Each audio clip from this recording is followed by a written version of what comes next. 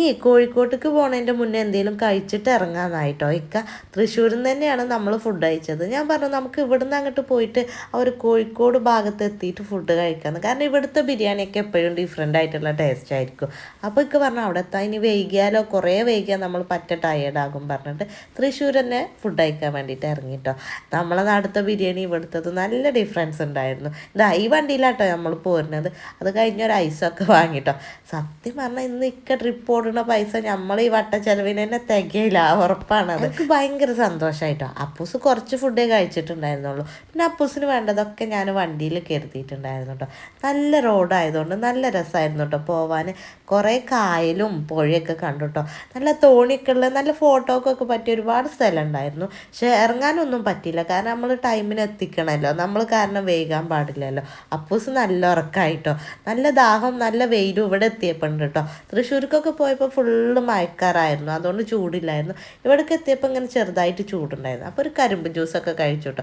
അത് കഴിഞ്ഞതാ കോഴിക്കോട് എത്തിയപ്പോൾ അവിടെ എന്തോ ബില്ലൊക്കെ റെഡി ആവണുള്ളൂ, ഒന്ന് വെയിറ്റ് ചെയ്തിട്ട് വന്നാൽ മതി എന്ന് പറഞ്ഞു. അപ്പോൾ ഞങ്ങൾ ആ റെയിൽവേൻ്റെ അവിടെ സൈഡാക്കിട്ടോ. അപ്പോസ് ട്രെയിനൊക്കെ കണ്ട ആ ഒരു സന്തോഷത്തിലാണ്.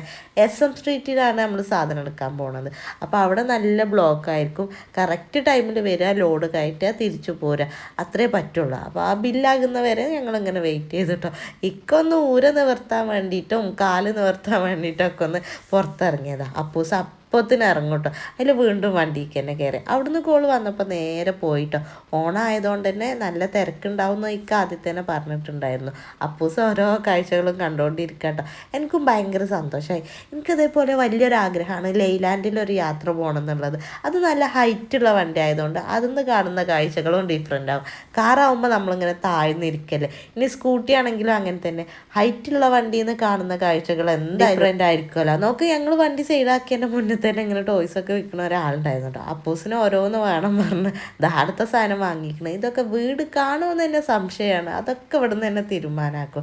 അങ്ങനെ സാധനമൊക്കെ എടുത്തിട്ട് നേരെ പോകട്ടെ. ഞാൻ ചോദിച്ചേ, നിങ്ങൾ അപ്പൂസിനെ ഒന്ന് മാനേജ് ചെയ്യുക, ഞാൻ ഇതിലൊന്ന് നടന്നിട്ട് വരാമെന്ന് പറഞ്ഞു. നോക്കി അതിന് നിൽക്കല്ലേ, നേരം വേഗം പറഞ്ഞാണ്ട് ഇറങ്ങാനൊന്നും അയച്ചില്ല കേട്ടോ. MC-ത്തെ സാധനം എടുത്തിട്ട് പിന്നെ നേരെ പോയത് റോയൽ ഫോമിക്ക് സാധനം എടുക്കാൻ വേണ്ടിയിട്ടാട്ടോ.